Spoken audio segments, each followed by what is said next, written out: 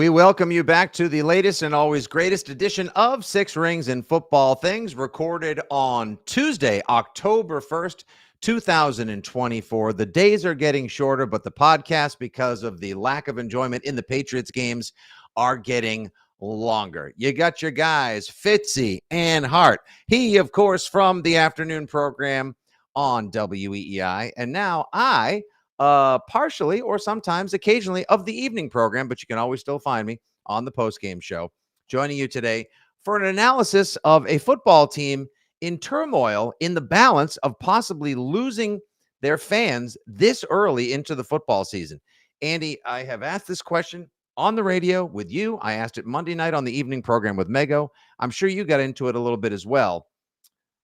But, of course, you also had players like Jonathan Jones, Jacoby Brissett, who continues to be undefeated in terms of his response, maturity, and ownership of the role of being the quarterback of the Patriots and everything difficult and mentor-like that comes with it. But I just want to ask you once again, aside from saying start Drake May, how do we fix this grand issue of the Patriots starting to become incredibly unpleasant, unenjoyable, just plain not fun to watch? Expand your horizons and look at this as a 2-year season. You have to look long term. I truly believe there is reason for long term optimism. For example, I think there are a lot of football teams out there right now that the Patriots are better off than, because I'm not saying there's no questions, but the Miami Dolphins are a shit show. Poop show. Nope, that's fine. That's fine. A poop show. A poop show is when your child is in the car seat, craps themselves, and then it goes through the diaper and up their back, and you're like, how did you crap up your back? It happens. That's a poop show. What the Patriots are right now, even in the face of the record we anticipated they'd finish the month of September with, the gauntlet is over. The first 4 games are in the rear view. They're a bit of a shit show right now in a number of ways, organizationally, talent-wise, on-field, off-field. They need some help. But that's the back end of the NFL. That's the reality. When you're the back end, that's why it's a poop show. It's the back end of the NFL. And I think the Dolphins are in that group. I think the Giants are in that group. The Panthers are in that group. But there's reason for hope in New England more so than in those other places, because you haven't seen Drake May. You don't know if he is or isn't. You hope he is, but he may or may not be the quarterback of the future. So the long-term approach, this lamenting of the offseason, the lamenting of spending, the lamenting of no offensive line, those are all real. But I think anybody, and you and I talked a lot about this last spring, and I chastised Adam Jones, the host of the midday program now on WEEI with Rich Keefe, when he was like, oh, you can turn it around and make the playoffs. I said, no, you can't. No. This hole is much deeper than that. You have to stop digging and then maybe fill in a little bit of dirt and then take a break and realize it's going to take a hell of a long time to get out of this hole. It's like that hole that Bane put Batman in the the Lazarus pit. Yeah, there's a way out, but it's really, really, really hard. And it's going to take a while. It's going to take some explaining. Right. I love that you made a Batman reference, and of the 3 Christopher Nolan movies, it's not the best of the 3 by any stretch, but at the same time, I'm here for it there, Andrew. Also, you're not wrong, but it's in Bruce Wayne escaping from the Lazarus pit and the hole in the desert, he had to take chances. And I think that's one of the big problems, is that they continue to tell us that there's a plan, and it's a very risk-averse, staid and steady plan that comes with the safe choice of Alex Van Pelt, Elliott Wolf, bringing in the Cleveland Packers, or the Green Bay Browns method of developing a team. And while you have to trust that you're told to, cross the bridge, trust the process, believe in the plan. I need to know what the effing plan is. And I think right now there's a little bit of distrust in addition to the frustration of just spending so much time and money on Sundays and all week long, buying into a team that looks, I'm not going to say trashy, but that looks disorganized and really lethargic on the field. And I think the root of that issue, in my opinion, on and off the field, is one simple position. It's left tackle. On the field, it stinks. 4 starters in 4 weeks. It's the sort of poster boy for an offensive line that's bad as a whole, for an offense that's bad as a whole, that's making everybody's life miserable. But I also think it's also a symbol of what they didn't do in the offseason and what Elliott Wolf didn't do, and making people question Elliott Wolf's ability to do what I'm talking about, do a multi-year plan rebuild successfully. And if he so poorly addressed the left tackle position, why should I trust him with a draft pick next year? Why should I trust him to fill the hole? And those are fair questions. Why should I trust him with $130 million to spend next year? And I believe those are more than fair. Now, I will say the flip side of that is, if I'm going to be objective, I think they are taking the difficult path. I think they are truly trying to do what they believe is right. It's easy to play the rookie quarterback because everybody wants you to play the rookie quarterback. It's easy to sign, to overpay. I guess I shouldn't say easy, but like go get Calvin Ridley, even though Calvin Ridley isn't that good. Does anybody want him after he had one catch for 5 yards? Is everybody lusting after Calvin Ridley right now? Do you want not only his mediocre wide receiver one production, but do you also want the headaches that would come with a diva overpaid wide receiver one not getting fed the ball enough to satisfy true legitimate alpha wide receiver one needs? And on the books for 4 years or 5 years at a significant amount of money. They have not done anything to hinder their ability to be good in the future. That's what I would say. They have done nothing to hinder that ability. They haven't thrown too much money at any one problem only to look back and say, oh, that was a waste of money. We didn't get return on investment there. So I'm trying to remain optimistic. And I think some of it is, honestly, for me, is I'm the guy that in May said, this team stinks and might go 0-17. So I had literally zero expectations for this team. So for me, when I look at it and go, well, you already got more wins than I thought. You could have won a second game against a Seattle team that looks pretty good. And by the way, getting carved up by Geno Smith is looking less embarrassing by the day. It just looks like Geno Smith's going to have a season for himself. Yeah, it's like DK Metcalf is back. Jackson Smith-Njigba has become a thing, and we always knew Tyler Lockett was an awesome slot receiver. Right. So, and Kenneth Walker, by the way, we're lucky that we got Charbonnet because Kenneth Walker is a bad man. Correct. There's definitely a little asterisk next to that game, which is typical of many Patriots games in recent years. But whatever. That's the reality. Okay, they've had a couple bad losses. I expected these to be bad losses. And then I look ahead. The Dolphins score less than you do. The Dolphins stink. You still got 2 games against the Dolphins, including one this week. I'll take my chances against the Titans. I'll take my chances against... I can't read the comment. You're laughing. Okay, all right. Your friend Jeff Stenberg, one of our favorites here, watching live on YouTube as we record the latest Six Rings podcast. And this is why it's also fun to listen to the pod and join us live whenever we record, because we're trying to create an interactive Patriots fan community, giving you guys and your frustrations voice. Jeff Stenberg, often a critic of Andy, says, "Be right back. Got to go make a double Tanqueray at 10:30 in the morning. This is what happens when I agree with Andy. You did this to me, Fitzy." Because I'm always right. You people will learn in the end that Andy is almost always right. And when he's wrong, he's really close to being right. You do have a number of fans, like one Igor McJazz. He comes from a long line of McJazzes. I think it's Dutch Romanian. He says that, this is a rebuild. Drake May is not going to make us a wild card contender. I have a comment on that. Don't rush this. There's nothing to rush into except possibly destroying a quarterback. I see what you're saying, Igor, and I agree with you in part, but you also have to, yes, you need your fans to buy into the plan, and this plan becomes more vague and nebulous by the day, or so it seems. You also have a responsibility. This goes back to Andy Hart's football and sports principle 101. Get your ass out there and find that effing dog. Yeah, make it fun. Entertain me. Yes. There's nothing entertaining. Now, Andy, while you said they got one win out of September, which was more than you thought they would get, more than a lot of fans possibly thought they would get from that very difficult 4-game gauntlet to open the season. The schedule does loosen up. It laxes up a little bit going forward. But some of these games, like the Seattle game, was very winnable. As a matter of fact, I think they had, for the majority of the game, they had the higher win percentage and they gagged it away. And then, even though the San Francisco game was never really close, you could see that if they had a functional line and a quarterback that wasn't afraid to throw it further than 8 yards, they could have been in that game. San Francisco was injured. San Francisco didn't play anything resembling their best game. So I feel like we should rename this podcast "Two Things Can Be True at the Same Time," because Yes, you should not rush into. We probably shouldn't. Six Rings works now. That title ain't changing anytime soon either. No, we can in stone, baby. In print Very, the t-shirts, yeah, have, exactly. whatever you want. Paint Laser anything you and got. laser engrave it. Go right I'm ahead. getting a tattoo. 6 rings for life. Belichick would like you to know it's 8, and we'll hear from the former coach. I'd like in just him a to know moment here. it ain't.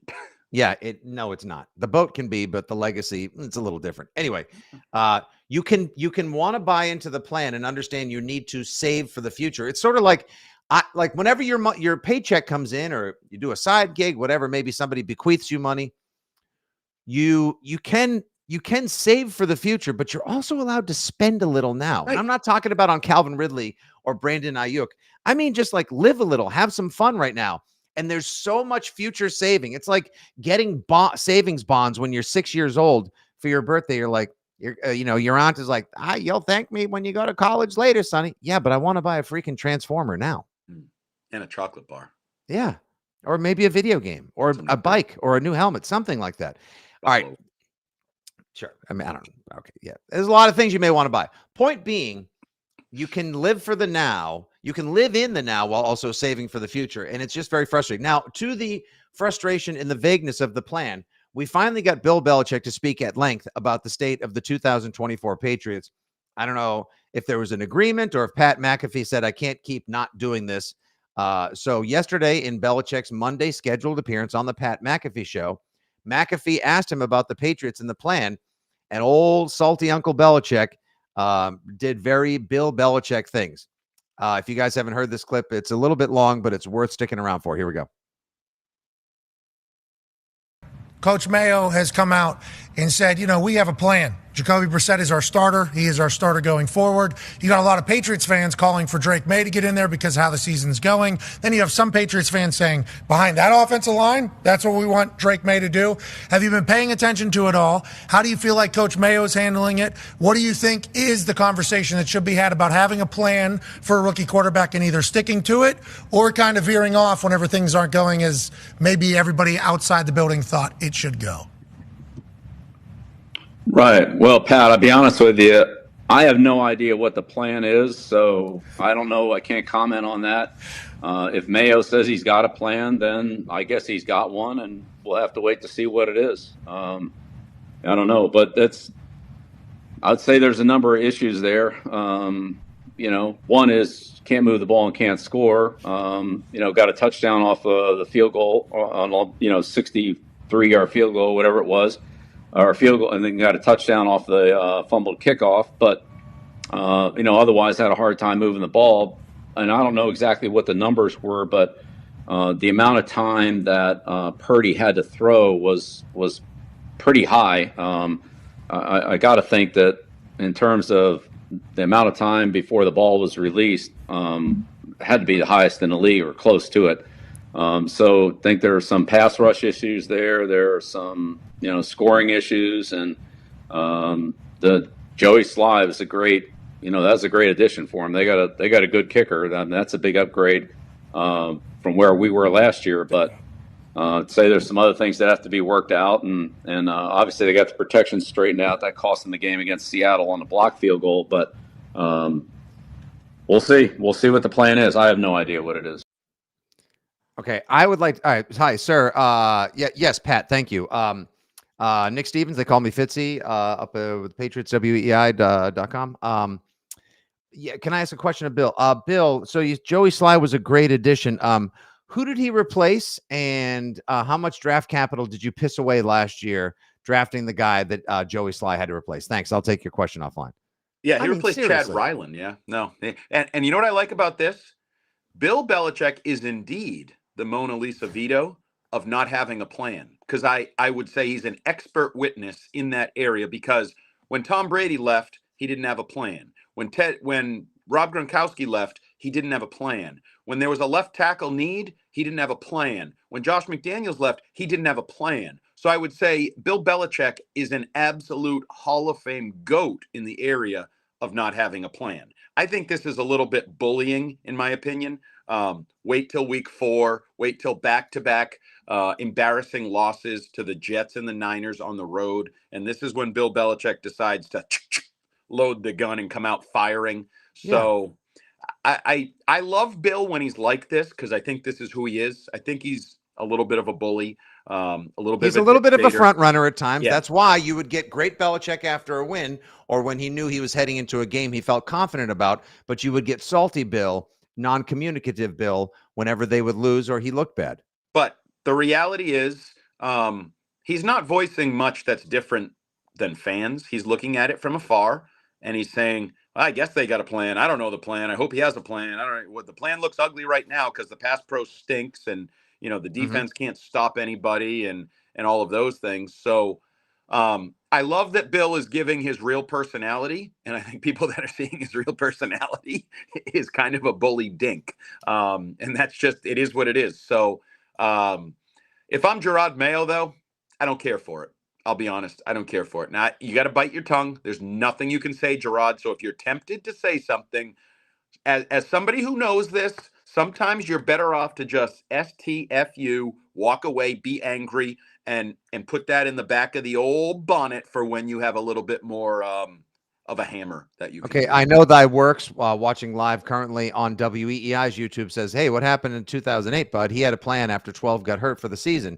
I already replied in the comments, and I would like just to open it up to you, Andy, as well, and the audience at large. That was a loaded roster, and they had a very conservative plan that he and Josh McDaniels, his offensive wonderkin that he was working with, who orchestrated the greatest offense of all time the previous year, put in place. And it worked, and save for maybe 2 or 3 plays that went south on them that season. They finished 11-5 for Christ's sakes. They should have gone to the playoffs. That is one of the biggest burrs in my Patriots saddle to this date as well. But you raise a great point, Andy. You've mentioned this before. You've called it one of Belichick's blind spots, his convenient blind spots. That like they drafted the 2 tight ends, so they had the ammunition to transition away from Randy Moss in 2010 and 2011 as well, and it worked. And McDaniels helped put those guys in place with him, and then Billy O'Brien and he worked together on an offense that was kind of groundbreaking at the time with the Patriots. But these succession plans, how come he never plans for them? And to now just sort of escape and conveniently just like, well, I don't know what they're doing up there. Yeah, well, they're part of it is, Bill, as brilliant as you are, they're kind of cleaning up some of your mess. As Bill would say, the status is kind of quo. We've been questioning the plan for 5 years. He was in charge of it for 4. Now Gerard Mayo and Elliott Wolf are in charge of it, but we're still questioning what the hell the plan is, how they're going to fix this mess, and Bill created this mess. Bill's drafting absolutely, inarguably created this mess. It created the lack of a number 1 option in the passing game or any options in the passing game. It created the mess at left tackle, bad drafting. It created the mess at quarterback. It created the mess that is this team that Gerard Mayo and Elliott Wolf are trying to pull out of. So it's fun and good for McAfee taking him there, or maybe he wanted to go there. My guess is Bill early in the season said, I'm not talking about the Patriots because they were winning, because they were playing well. And now that they're not playing well, he's more than willing to talk about it because I think that's who he is. Okay, Nick's Coins watching live on YouTube. Come on, you guys. He's still a football genius. He built a great friggin' football dynasty. I know. We give him his flowers all of the time. I think he's in the top 10 for greatest coaches of all time. I'd say top 5, and certainly the best one to ever patrol the sidelines of either the stadium pictured in our visual backdrop now or the new one that's been in operation for 20 plus years as well. Greatest coach in Patriots history, no doubt, and one of the all-time greatest coaches, greatest defensive minds. He is what should be basically, there should be there should be a Bill Belichick wing and exhibit at the Pro Football Hall of Fame that the Gil Brandt hologram escorts you to, and as we go more virtual and AI driven in the future. But he made mistakes. A lot of them. Those mistakes, I don't want to get into the craft and ego and combating and wokeness and this and that. Belichick made some mistakes in the process. Ultimately, I think they got rid of Bill Belichick, the coach, because Bill Belichick, the admin / general manager, did himself dirty. And, here they are. That's not to say Mayo knows everything under the sun as to what to do as head coach. That's not to say that AVP is a brilliant offensive mind. As a matter of fact, I think it's a little safe and pedestrian for my liking as well. And yes, I agree with everyone that's like, can I see some pre-snap motion? Can we see some more screens at least? It's so dink and dunk. It's boring as hell. I said yesterday, one of my dreams, if like you gave me my Wojnarowski option to Mm-hmm. just take my dream job. It would Mm-hmm. probably be high school football coach. I would love to. I think it would be a lot of fun. I Mm-hmm. also think the offense he's running is the basic bitch offense that I would run because I'm not really that qualified or experienced. I haven't, bounced around, seen a bunch of offenses for a while. I think I would be like run right, run left. Hey, let's play action boot here and throw a little bit. And then the rest of the team would be like, hey, how come we don't do the jet sweeps and the motions and the stuff that other teams do? And I'd be like, I don't know, maybe that's a good idea. Maybe we should try. Like he seems ill-equipped, quite honestly. And I don't know if he's just Is that overly just cautious because of his personnel right? stinking, but I actually think it's exacerbating the problem. They need to be better. They need to be better coached. But I also will tell you, look no further than Miami. That guy's a genius, right? That guy's Mm-hmm. a genius. Mike McDaniel. He could scheme up anything, except he can't, and he Mm-hmm. hasn't. And ever since his quarterback, actually before his quarterback, I believe they set some kind of record through 4 games they've never led, and there's some like weird number. They're not scoring. They score less than you. Like all these things. He has 2 great receivers. He's a genius. Mm-hmm. He should be able to do it, right? And he's not like sometimes personnel in the quarterback position really affect your ability to play offense. Peter Grant, watching live on YouTube right now, just came in from the top rope with one of my favorite comments anyone has delivered while watching the podcast live. Bill will never admit Ernie Adams was behind all of his success. Not all of it. That's an editorial note. And put Scar out there as well. Andy, like you just tapped into how we feel in general as Patriots fans, as Patriots analysts, as Patriots people and New Englanders at large. Andy believes that Dante Scarnecchia, no matter how much you praise and laud him, will continue to be underrated in terms of his contributions. My God, to get that man to consult even for just 2 weeks with this sandcastle offensive line, this freaking Wendy's Frosty of a line. And to me, I'm telling you, Ernie Adams was behind so much of what made that, like the generalist, the information, the intel. He's just creepy smart and just used to feed so much good stuff to Bill. Obviously, Bill knew a shit ton, but my word, Well, that's a great comment. and I agree with the comment, but really in a literal sense. They are behind the success. Like they're behind Belichick. They're part of his posse, a key part of his posse, probably to the right and to the left. But he is still the lead goose. He's still the one out front. And I give him a lot of credit for the success because he deserves the credit. I don't think it's all BS. Every player and every assistant coach telling you how much you learned from Belichick, how smart he was, how much he knew. He was at the forefront of the success. But right behind him was Ernie and Scar. And specifically Ernie, I don't think a lot of people notice this. The new Ernie is Evan Rothstein. He's on a dedicated channel on Gerard Mayo's headset. And there was a situation in the game in San Francisco. I want to say it was late in the first half where there was a penalty and there was a discussion. Do you take the timeout or do you take the 10-second runoff? And you can actually read Gerard Mayo's lips go, Evan, Evan. And he looks down like, where's Evan? Like, do I have to change the channel on my little Bose headset? Because I'm not getting Evan. And I need Evan to tell me what the hell to do here. I do think they're working out those kinks in that Mm-hmm. relationship. And Evan is no Ernie Adams.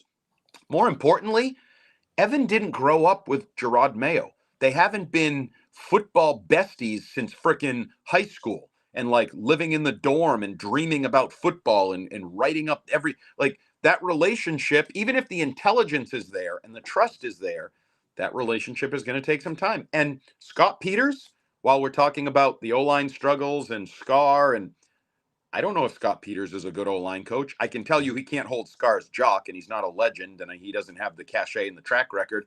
And I don't know his freaking strike principle that we heard all about. Seems like a bunch of bunk to me. I'm not sure I really But buy it. you need the talent too. Like there's just not that much. Like David Andrews is we love the man. He's definitely playing golf on the back nine, if not Yes, teeing off on the 14th hole but as you don't well. always need the talent. I saw Dante Scarnecchia take Russ Hochstein and Billy Yates and Ryan Wendell and Dan Conley. Dan Conley and Brian Stork and just Plenty so of many. Jags off the Stephen waiver Neal. Yep. wire and go through injuries and lose guys. And I saw him make it Greg Robinson, Randall, Grant Williams, Tom Ashworth. I can go Mike on and on. Compton. I We'll can be here go all day. on Yeah. and on. So Joe Andruzzi, like Mm-hmm. the street free agent types who became household names, Super Bowl winners, solid contributors, earned money, went on to larger. So don't tell me Scar Road talent. Did he have Mhm. talent? Sure.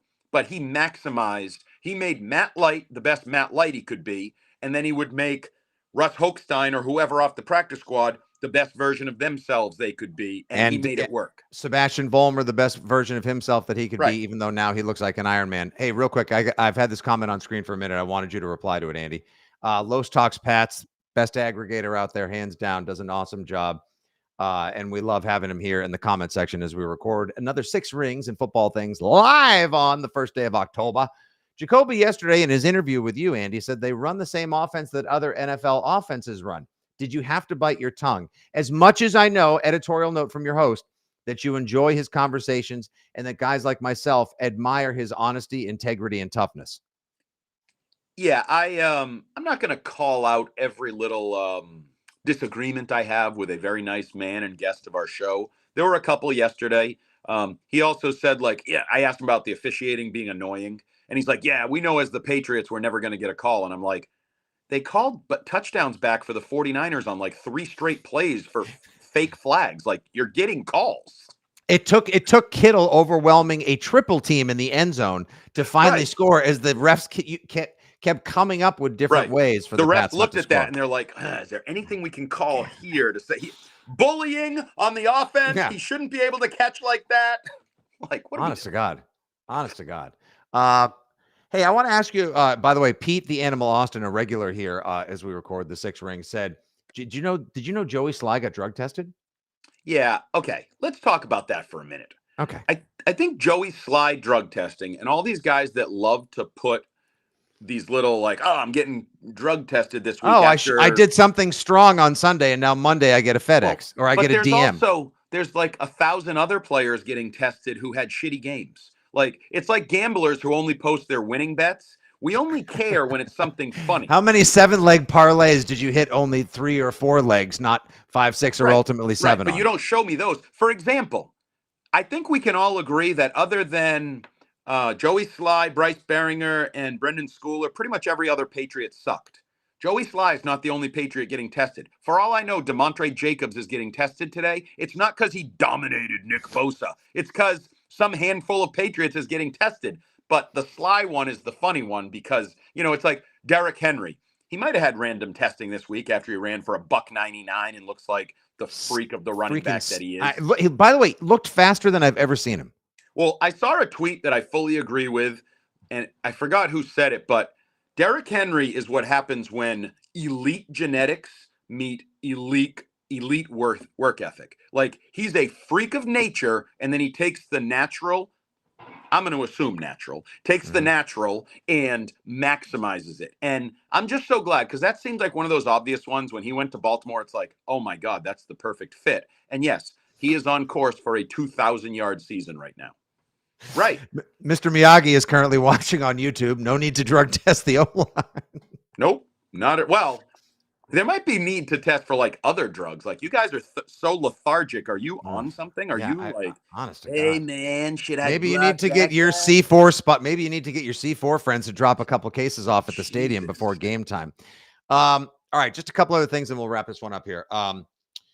A friend of mine called this morning. We were just hashing over the weekend and the Patriots at large. And he said, I feel like there is a very large, we can expand on this. Maybe you'll even get a chance to on the afternoon program. It feels like there's an oncoming coach and QB crisis in the NFL right now, specifically a head coach crisis. There are far too many non-experienced. The Belichick's out and they were afraid to rehire him. Reed is the last of a dying breed, if you will. There are now so many Siriannis and Steichens, and not even Dan Campbell is more a part of.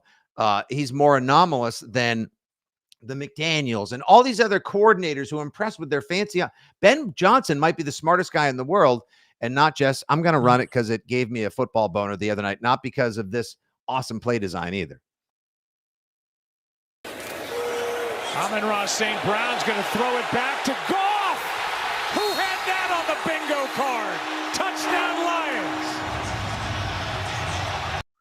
Man, do I miss when we used to have fun things like that to watch. And by the way, that is sort of inspired from a 2001 play call, as somebody pointed out to me, from Charlie Weiss, where Falk took a direct snap and threw to Brady.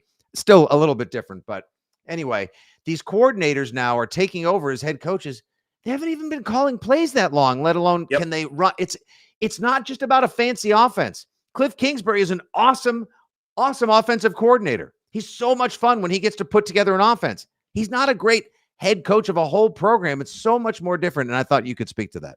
Well, and I think we're seeing, if you have one, you can win. If you have the other, you can win. If you pair both, you can be really good. And then sometimes the inability to pair both undercuts. Like San Francisco, for example. I think everybody agrees San Francisco has a good coach and a good quarterback. And you pair them together, and they're leading a really good football team, which is overly talented. Kansas City's the perfect example. Hall of Fame coach, Hall of Fame quarterback. But I don't think anybody saw the pairing of Goff and Campbell and said, that's going to be a top 5 coach QB pairing in the National Football League. Like, it's almost inexplicable in a way. He was a dump from the Rams so they could give Stafford a chance to go win somewhere else, and now he's turned into a top 10 QB. Which is weird because you kind of have the pussyfooting QB who I see as soft as puppy poo and the hardo head coach ex-player, and it's like one of those odd couple pairings, and it works so well for them. But no, there is, and to me, it's the fast tracking and the dumbing down. The fast tracking of coaches, the fast tracking of quarterbacks, the dumbing down of offenses.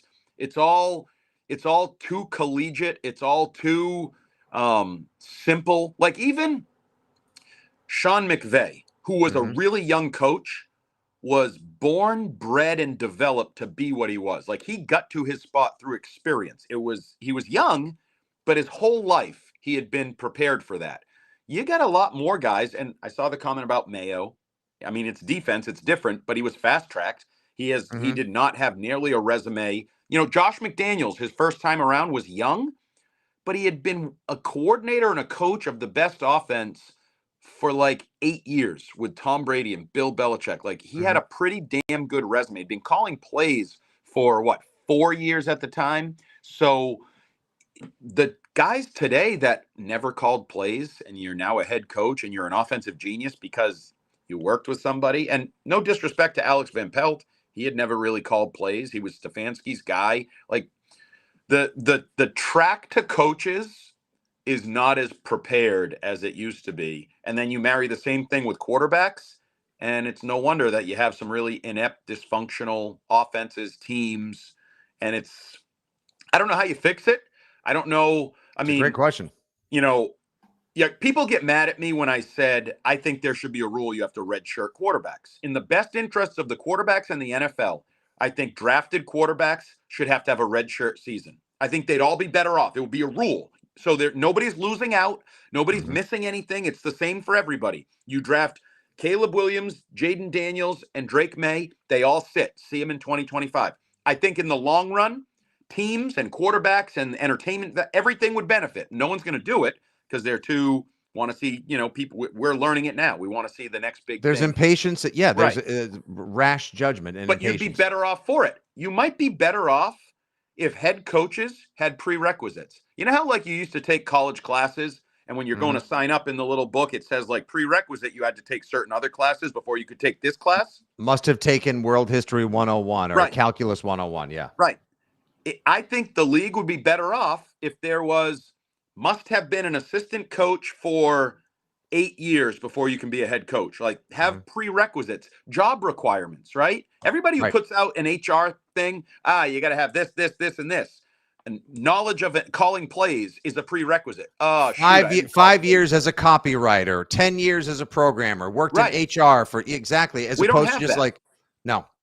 And the product, we're talking about this 4 weeks into the season. Maybe the product will turn around, but the lack of coaches and the lack of quarterbacks and the lack of offensive linemen right now feels like an issue in the National Football League in regards to offenses. I will say last night there was a little uptick, certainly in the Lions game, and we've seen a little uptick in some other games, and we'll see where offenses go as people settle in. But the flip side is an offense is supposed to be one of the best in football by a genius coach in Mike McDaniel.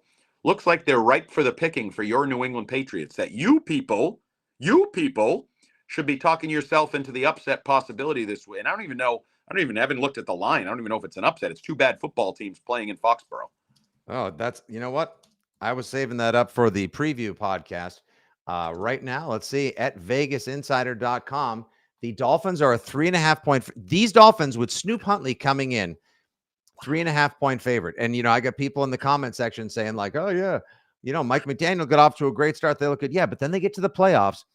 You need to find a defensive coordinator that Mike McDaniel can share the growth of the overall program. Forget a defensive coordinator. His offense blows right now, and he's got 2 top 10 wide receivers. How about that? Last question, Andy, on the books, because I know we could go all day, but you have a 4-hour radio show to do.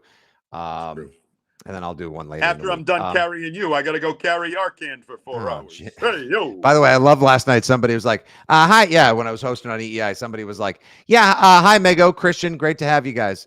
So the entire rest of the time, I was like, yeah, it's me, Arcand. Why does that happen? Do people listen? Do you understand the words that are coming out of my mouth? All right. Jesus. How much of a positive, this is from Actor Tao, whatever the hell his name is, some guy watching on YouTube now. We appreciate the viewership. How much of a positive effect do you think Bourne could possibly have on the offense if he returns this week? Andy Hart, WEEI.com. Does he play left tackle? See? Honestly. No, I mean, he's probably their best receiver, so that should help. Oh. But he's also coming off an ACL, which we all know guys take a while to come off an ACL. And wait, you told me that the Patriots... That was the original posted line. I guess it is in the last couple of days. It is turned. Wow. Oh, they watched the Dolphins last night and how much Huntley blows. Oh, that game was putrid. That was a putrid. Well, the other game at least provided a little football, a little pigskin pizzazz. That game was awful. There was a play that I watched. I didn't watch a ton of the game, but I watched Tyreek Hill absolutely smoke Snead down the sideline. Mm-hmm. All Huntley has to do is throw it out. It's a touchdown. I don't know what it would have been, 40, 50, 60, 80 yards. It was a long touchdown.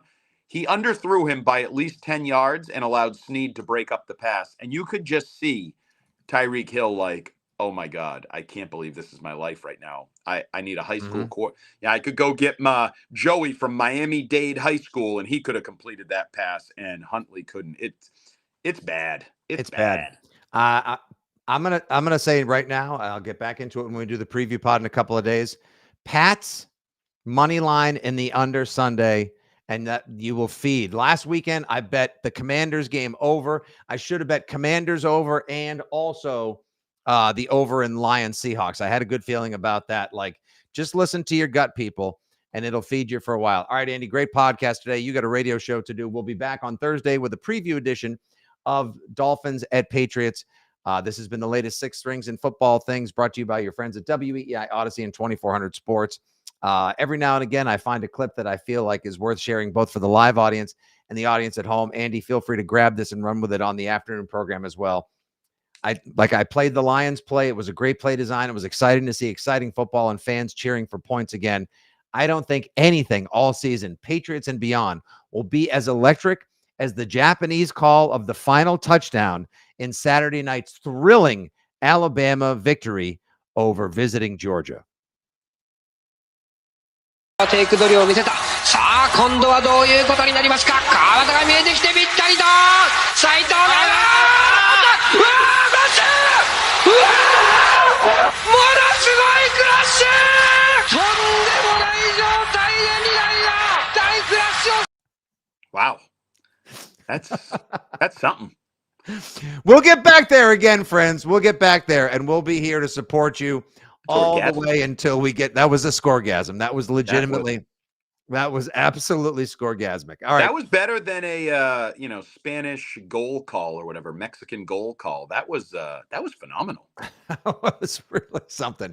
We'll get there again. One day we'll hear about unicorns and show ponies and wondering where the beef is. And until then,